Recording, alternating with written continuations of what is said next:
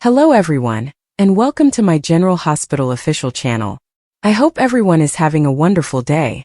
Before we begin, please hit the subscribe button and give this video a thumbs up. Michael responds that he never turned Willow away in Germany when Sunny returns to him.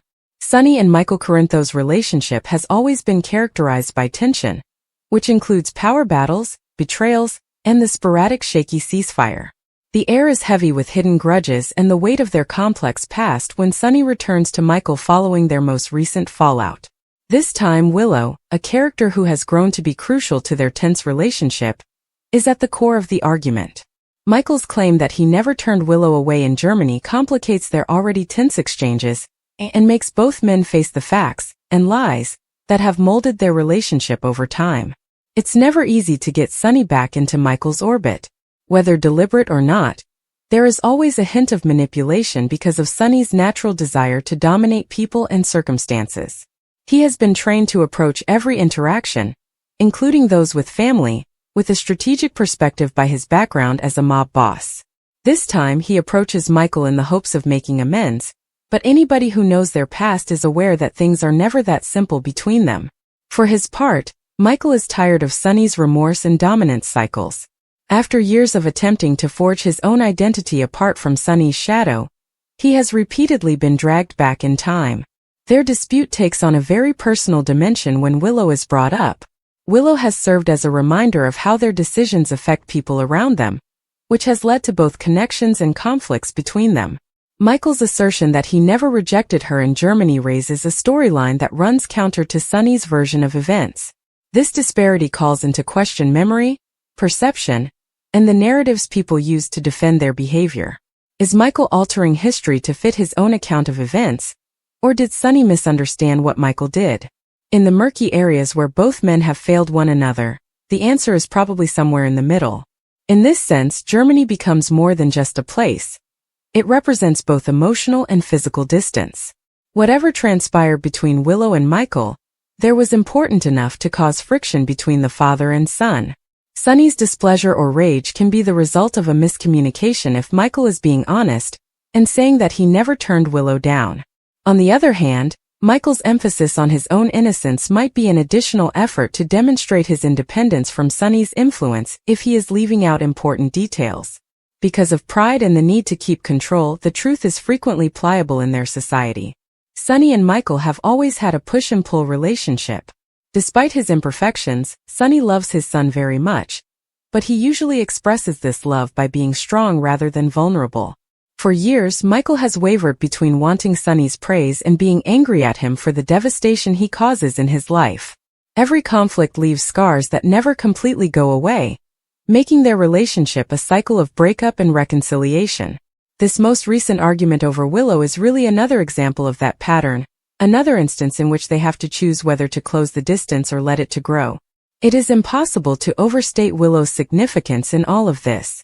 She is an active participant whose decisions have affected their relationship, rather than only a passive character torn between them.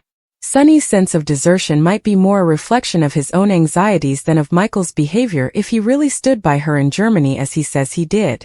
Sunny has never been good at trust, particularly when it comes to people he loves abandoning him.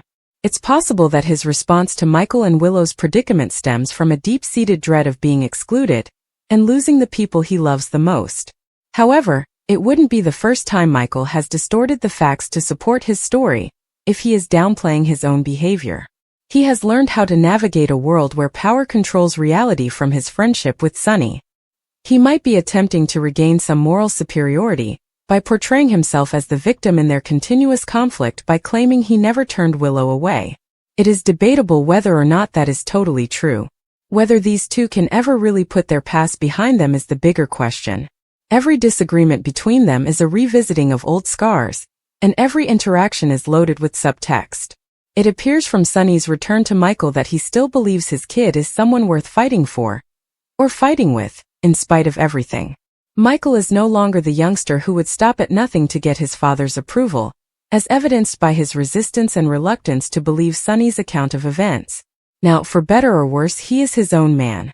Ultimately, their conflict in Germany over Willow is about more than simply her. It has to do with loyalty, trust, and the narratives they create themselves to explain their broken relationship. Their relationship will continue to deteriorate unless they are able to face the realities they have been avoiding. It's unclear whether this most recent altercation will strengthen their bond or drive them farther apart. But one thing is for sure, Sunny and Michael's tension is far from gone. General Hospital spoilers reveal that Sunny Corinthos, who is still in Germany recuperating from horrific burns sustained in a penthouse explosion, is about to discover a startling discovery when questioning his son Michael Corinthos. As Sunny struggles with Willow Corinthos' allegation that Michael denied her a visit while she was in Germany, the custody dispute over Michael's children is getting more intense. Unaware that Drew Quartermain hired a nurse to lie in order to conceal Willow's visit, Sunny may be preparing to confront Michael since he finds this out of character. Will Carly Spencer's custody battle be strengthened if Sunny exposes Drew's trickery? Or will the Corinthos family become unstable? After undergoing heart surgery, Sunny is still recuperating and planning to retire from the mob. When Willow revealed that Michael had rejected her in Germany, a behavior that goes against his son's character, he was taken aback. Sunny may be considering calling Michael to find out why he turned down Willow, the mother of his kids, because he feels like something is wrong. Sunny's intuition, developed over years of betrayal, may cause him to assume foul play if Michael admits he was unaware she had visited. Will Drew's cover endure? Or will Sunny's investigation reveal the truth? Drew's deception is revealing in the wash. Willow became closer to Drew in the custody dispute against Carly, who is fighting for Michael's rights, after Drew's well-planned payment to a German nurse convinced her that Michael had spurned her. If Michael's lack of knowledge about Willow's visit is disclosed during Sunny's call, Drew's scheme may be foiled. The courtroom might degenerate if Rick Lansing, who is Willow's attorney, or Jason Morgan, who is concealing his own secrets regarding Sasha Gilmore Corbin's child, learn of it. Will Sunny's research expose Drew's manipulation, or will he be able to conceal it? A shakeup in the Corinthos family. Sunny's confirmation of Drew's deception could intensify Carly's custody battle by casting Drew in a negative light and influencing the judge. However, Willow's response, whether defensive or hurt, could make the Corinthos clan less cohesive, particularly if she feels deceived by Drew's behavior. Everyone tried to explain to her the true nature of this man, and Willow won't feel any more confident about her decision to put her trust in the wrong man if she feels even more guilty about it. A clash with Drew may result from Sunny's protective nature. Will Sunny take his anger out on Drew, or will he overlook Willow's role? Will his investigation into Michael's alleged rejection bring the Corinthos family back together? Drew's dishonesty might further erode their confidence. See how this unfolds by returning for more GH teasers and news. Following the revelation of Gio Palmieri's parentage, General Hospital spoilers indicate that Sunny Corinthos might be Lois Cerullo's lone remaining backer in Port Charles. Now that Sunny and Lois are older and purportedly wiser, could friendship develop into something more? After all these years, will Sunny and Lois still be in love? Lois Cerullo and Sunny Corinthos have always been close. Lois and Sunny shared a Bensonhurst upbringing. The Cerullo family always welcomed Sunny. Despite never having a sexual relationship, Lois and Sunny have always been protective of one another. Lois was too close to Brenda Barrett, Sunny's ex-girlfriend, to be romantically involved with him. But just now Lois needs help. Lois made sure Sunny knew Gio despite lying to him about his grandchild for years. Sunny and Lois are always there for one another. Despite not knowing they were connected, Sunny has always supported Gio and helped pay for his education. Will Lois and Sunny become lovers instead than just friends? Ned Quartermain's ex-wife will make him angry. Lois will make Ned and Olivia Quartermain very angry. Louis concealed the fact that Ned's daughter was expecting from him. Lois never disclosed that they had hidden their grandson. Even though Lois and Olivia have been friends for a long time, Lois has kept this information from her. Olivia will not want to interact with her pal at all. Gio won't be content with Lois either. For years, Lois and her family had been lying to him. None of this was fair to Gio. Gio is angry with his parents for keeping one of them in the dark about him. Takes Gio a while to comprehend everything. Given everything that has transpired, how is Gio able to forgive his grandmother? It is possible that Lois Cerullo will move into Sunny Corinthos' home. Without a doubt, Lois will be compelled to return to Bensonhurst and expelled from the Quartermain mansion. But Lois will try to patch things up with Brooke Lynn, who has been close to her son for years but doesn't know who he is. Sunny might offer to let Lois remain with him, while she makes amends in Port Charles. If they live together, will Lois and Sunny become closer? Sunny is startled by what Lois did. But he can't remain angry with her as she tells him how Brooke Lynn felt at the moment. Will Sunny and Lois end up sharing a bed as a result of their connection? After all this time, could Sunny and Lois still be together? According to General Hospital spoilers, Willow Corinthos is receiving exactly what she is due for 3 reasons. Now that the abuse by Michael Corinthos has stopped, let's discuss Willow's demise and why it took so long. 1. Willow left behind her loving husband and contented family. First and foremost, Willow should be punished for abandoning her devoted husband and the happy family they had. Although Willow and Michael occasionally shared secrets during their marriage, Michael's heart was always in the right place. Compared to Drew Kane, who continuously manipulates and deceives Willow for his own benefit, Michael is unquestionably a superior man. Willow deserves the suffering that is currently awaiting her since she gave in to her desire for Drew and ultimately allowed herself to fall deeply in love with him. Willow has demonstrated her unreliability by using Michael's medical proxy as leverage and by signing documents designating Drew as the children's guardian in the event of her death. 2. Willow disregarded Drew's warning signs and all the doubters. Willow is still a mature lady who can make her own decisions, even though her cult history probably makes her more susceptible to Drew's manipulation. Willow is nearly as terrible as Drew for ignoring all the warning flags and doubters. Willow isn't aware of all the weird things Drew has done, but that's in part because she's keeping her head in the sand and doesn't see that he's a problem. Drew even suggested that they portray Michael as an absentee father who left his children behind during a custody dispute session. This burn patient has been recuperating at a clinic and is making every effort to return home. That Michael has finally come back to take charge and discipline Willow is fantastic news. Since Willow is allowing Drew to deceive her, Michael must take charge and take necessary action. 3. The Michael recast has a chance to shine once Willow gets her revenge. Rory Gibson's recent appearance as Michael Corinthos is another factor contributing to Willow's retribution. It can be difficult to get viewers to embrace new actors, so the GH writers were wise to have Michael make such a dramatic and vindictive return. Gibson is undoubtedly benefiting from the fact that many viewers support Michael in his custody battle and desire for vengeance. We're all for Willow and Drew to defeat Gibson, since this is providing him an opportunity to shine right away. Stay in for more on the future of Wiley Corinthos and Amelia Corinthos. According to General Hospital spoilers, Michael will dig his heels in when it comes to the custody battle. Willow's current predicament is a direct result of her choices, actions, and conduct over time.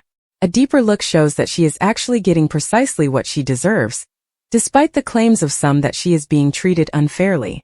This is due to 3 main factors: her habit of using kindness for selfish ends, her inability to accept responsibility for her mistakes, and her constant manipulation of other people. All of these elements have played a part in her current situation, and taken together, they show that the repercussions she is currently facing are not only reasonable but also unavoidable. First, a defining feature of Willow's interactions has been her propensity to manipulate people around her. She has a history of using lies and emotional exploitation to obtain what she wants, whether in casual interactions, professional settings, or personal relationships. She is skilled at playing on people's emotions by manipulating events to make herself seem like the victim when, in fact, she is the one causing the drama. Relationships have suffered and trust has been eroded as a result of her actions. Her former supporters have gotten tired of her antics, and it is not surprising that she is now alone because her strategies have been made public. People who rely on manipulation eventually suffer the consequences since it is not a sustainable way to live. Willow's current situation is merely the result of her own cunning. Second, Willow has continuously denied that she is to blame for her errors. When faced with the repercussions of her behavior, she avoids responsibility, offers justifications, or turns the attention away from herself. Her lack of responsibility has spared her from the actual consequences of her actions, but it has also made everyone around her less patient. There is a limit to how much denial a person can take before they start to lose respect for them. Willow has essentially cut herself off from people who would have been prepared to support or forgive her if she had not accepted her shortcomings. The idea that she is dishonest and self-serving has been strengthened by her refusal to take responsibility for her mistakes. She is no longer able to conceal herself behind lies or partial facts, as the truth has finally caught up with her. Her incapacity to own up to her mistakes is the direct cause of the damage she is going through. Third, Willow has a track record of taking advantage of people's generosity for her own gain. She has exploited people's generosity by leveraging their kindness to promote her own goals without giving anything back or expressing sincere gratitude.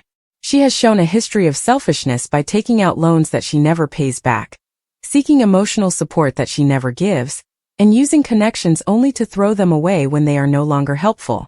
People eventually stop supporting them because they realize when they are being used. The same people who used to go above and above to assist Willow have now recoiled, understanding that their efforts were never genuinely appreciated. Her current seclusion is a necessary move of self-preservation, rather than an act of cruelty on their side. Willow's abuse of the goodwill of others has brought her to this point, when she needs to accept that no one is left to support her. In conclusion, Willow's current situation is a direct outcome of her own acts, rather than the product of misfortune or unfair treatment. Her current reality has been shaped in part by her exploitation of kindness, refusal to accept responsibility, and manipulation of others. Although it could be easy to feel sorry for her, the reality is that she is the one who caused this. The natural sequence of cause and effect has taken its course, and the people in her immediate vicinity have simply reached their breaking points. Willow is finally feeling the consequences of her long unchecked behavior, and in that way, she is receiving just what she is due. This does not imply that she will never change. She may yet be able to restore what she has lost if she decides to take stock of her behavior, make amends, and live a more truthful and thoughtful life. But right now, her circumstances are a clear result of the decision she has made. The three factors mentioned above, her propensity to take advantage of others, her lack of accountability, and her manipulative nature, clearly illustrate why she is currently dealing with the fallout that she is. In this instance, justice is about balance rather than punishment. Willow's life is now reflecting the energy she has released into the world, and she will keep reaping the consequences unless she consciously works to alter that energy. Some might contend that Willow should be given another chance since everyone deserves compassion. Compassion is vital, but it shouldn't be sacrificed for the sake of condoning bad behavior. Willow is now in a situation where she must confront the repercussions of her actions, which is necessary for true growth. Those who have turned away from her are defending themselves against more injury, not seeking revenge. Recognizing her part in creating her current situation is the first step towards changing it. If Willow is serious about changing it, she will continue to live in the circumstance she has created for herself until then, discovering the hard way that decisions have repercussions. Ultimately, Willow's story serves as a warning about the value of honesty, responsibility, and sincere connections.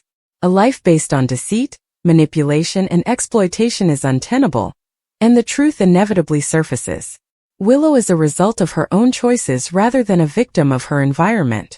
Her deceptive behavior, her inability to accept responsibility, and her exploitation of others are the three reasons that have been discussed as to why she is currently experiencing the results that she is. These repercussions are not unjustified. Rather, they are the natural outcome of a pattern of action that could not be allowed to continue unchecked. The bright side of this situation is that Willow still has the ability to alter her course. She may reestablish relationships, regain trust, and construct a better future for herself if she decides to learn from her mistakes. However, such transformation must start with a sincere evaluation of her previous behavior and a resolve to improve. She will continue to hold the job she has achieved, which is by all accounts precisely what she deserves until that time. Life has a way of bringing things back into balance, and in Willow's case it has done so at last. This is the result of the individuals she has harmed, the trust she has betrayed, and the chances she has wasted. In the end, it is fair even though it could appear harsh. Willow's story serves as a reminder that although we don't always have control over our own fate, we do have power over how we treat other people, and those decisions have a significant impact on how our lives turn out. Her present difficulties are a reflection of the life she has built, not an injustice. She can't start making significant adjustments unless she acknowledges that. Willow's predicament ultimately comes down to cause and effect rather than punishment. She is currently feeling the effects of the manner she has lived. If her experience teaches us anything, it is that honesty counts, responsibility is crucial, and taking advantage of people will always end badly. Willow is receiving just what she is due, not maliciously, but as a direct result of her own behavior. Instead of playing the victim again, it is now hoped that she will utilize this as a turning point. It will take time to determine whether she decides to choose progress over denial, but for now it is obvious that her current situation is a direct result of her previous actions. Although he has always been a man of conviction, Drew's judgment has been impaired by his affections for Willow. He keeps getting drawn back into her circle despite his best efforts to pull away. Although there is no denying their chemistry, the time has never been ideal. Willow battles her own emotions as she is torn between her past and an unknown future. She loves Drew very much, but she finds it hard to give her all because of outside forces including family responsibilities, previous relationships, and personal fears. But Drew isn't going to give up. He thinks they can find a way to make things work if they only wait a little while longer. Willow is conflicted between what she wants and what she believes is best for everyone because of his persistent efforts, which both irritate and move her.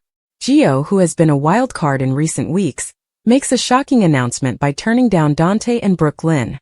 Given that Brooklyn had started to view him as a possible ally, or maybe more, his decision is shocking. She had been attracted to Joe's charm and unpredictable nature, but his abrupt harshness makes her doubt everything. Did she misinterpret his cues? Was he playing a prank all along? Or did she push too hard? Although it hurts to be rejected, Brooklyn isn't the type to give up quickly. Fans are left wondering whether love will ultimately triumph over all obstacles, or if fate has other ideas as a result of the emotional storm created by their push and pull. Another level of intrigue is added by Joe's rejection of Dante and Brooklyn. Although his intentions are still unknown, his behavior indicates that he is engaged in a far more ambitious scheme. Never one to be ignored, Brooklyn is not going to accept his discharge. Determined to find out if Joe's choice was a one-off or part of a larger plan, she starts her own inquiry. Ever the investigator, Dante also begins assembling evidence, speculating that Joe's disobedience may not have been an act of spontaneity, but rather a premeditated one. A web of passion, treachery, and suspense is created by the overlapping tales. In a sequence of dramatic confrontations, Joe's enigmatic plan, Brooklyn's resolve, Willow's internal conflict, Drew's mental agony, and Dante's unrelenting quest for the truth all converge. While negotiating Port Charles's unstable terrain, each character must face their own weaknesses. Will Willow put up a fight against Drew? Or will she keep him out forever? Will Brooklyn be in over her head, or be able to figure out the true cause behind Joe's rejection? And will Gio outsmart Dante at every turn, or will his investigation bring him to a perilous truth? No one in Port Charles is safe from the fallout as the drama plays out, and the stakes have never been greater. The air was heavy with the blending aromas of candle wax and perfume, and the great ballroom was filled with laughing and music. Elegantly attired visitors swayed to the orchestra's beat, while crystal chandeliers created glistening reflections on the polished marble floor. Michael went purposefully among them, his keen eyes sweeping the throng. Wiley was the only reason he had come. Wearing a sharp black suit, Wiley stood close to the refreshments, a champagne flute slackly hanging from his hand. His casual demeanor and easy smile gave the impression that he was just another visitor taking in the festivities, but Michael was aware of this. Wiley was constantly 2 steps ahead in playing a game, but Michael was going to change that tonight. Michael moved through the crowd with practiced grace, avoiding unneeded attention. Wiley turned as he got to him, his grin growing as though he had been waiting for him. Wiley raised his glass in a faux salute and said, "Michael," greeting him. "I was wondering when you'd show up." Michael didn't smile back. "We need to talk. Privately." Wiley's forehead raised. "Here? Now? You're interrupting my evening." "This isn't a request," Michael stated in a forceful yet hushed voice. Wiley looked at him for a moment, the light-hearted sparkle in his eyes turning to something more calculated. Then he sighed and put his glass down. "Fine. Lead the way." The crisp night air was a sharp contrast to the ballroom's warmth as they made their way to a private balcony. Michael turned on him as soon as they were out of earshot. He demanded to know, "Where is it?" Wiley pretended to be innocent as he leaned against the railing. "Where's what?" "Don't act foolish," Michael yelled. "The ledger. I know you took it." Wiley shook his head and laughed. "Always so serious. What makes you think I have it?" Michael clenched his teeth and muttered, "Because you're the only one who could have gotten past my security." "Hand it over, Wiley. This isn't a game." Wiley's face grew serious. "Everything's a game, Michael. You just don't like losing." They noticed a disturbance inside before Michael could reply. The music screeched to a stop as shouts broke out close to the door. Michael saw Dante pushing through the mob, his face contorted in fear, as he turned barely in time. "Michael," Dante declared, his voice piercing the cacophony. "It's Gio, he's gone." Michael's heart froze. "What do you mean gone?" Breathless, Dante arrived at them. "He was with me 1 minute, then he just vanished. I've searched everywhere." "He must have run off." Wiley, who had been observing the conversation with a certain amount of curiosity, whistled softly. "Trouble in paradise?" Michael glared at him and then looked back at Dante. "Where was the last place you saw him?" "Near the gardens," Dante remarked as he combed his hair. "He was upset about something, but he wouldn't tell me what. Next thing I knew, he bolted." Michael muttered an expletive. Gio acted impulsively, particularly when he was feeling strongly. He had no idea what kind of problems he may get into if he had gone off by himself. "Split up," said Michael. Dante checked the east side. "I'll take the west." "Wiley." Wiley raised his palms. "Oh no, don't drag me into your family drama." "You owe me," stated Michael sternly. "Search the north gardens. If you find him, bring him back immediately." Wiley let out a loud sigh but didn't continue to dispute. The 3 men exchanged one last look before disappearing into the darkness. Only a few lanterns, which created long flickering shadows, illuminated the expansive grounds. Michael made quick movements looking about him. When things got too much, Gio would often run, but he never made it very far. Not typically, anyway. Michael cried out, "Gio!" as his voice reverberated through the hedges. No answer. His thoughts were racing, so he accelerated.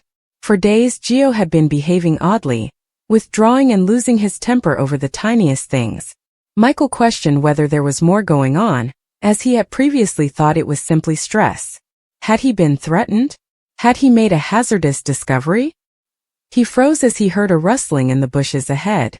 He moved slowly closer, his fingers lingering over the weapon hidden under his jacket. "Gio," he repeated. A person staggered out of the bushes, but it wasn't Gio. A young woman with a ripped dress and a dirt-streaked face gazed at him with wide, terrified eyes. "Please," she pleaded sharply. "Help me." Michael paused, caught between the impending threat and his quest for Gio. What happened? He heard the sound of heavy footsteps before she could respond. Someone was approaching quickly. The woman shrank back and moaned, "They're after me." Michael had no time to reflect. 3 armed men rushed into the clearing as he dragged her behind him. "Well, well," said the leader with a whine. "Looks like we've got a hero." Michael's mouth clenched. The last thing he needed was this. However, he was confident of one thing as the soldiers moved forward. Gio was in much greater danger than Michael had thought.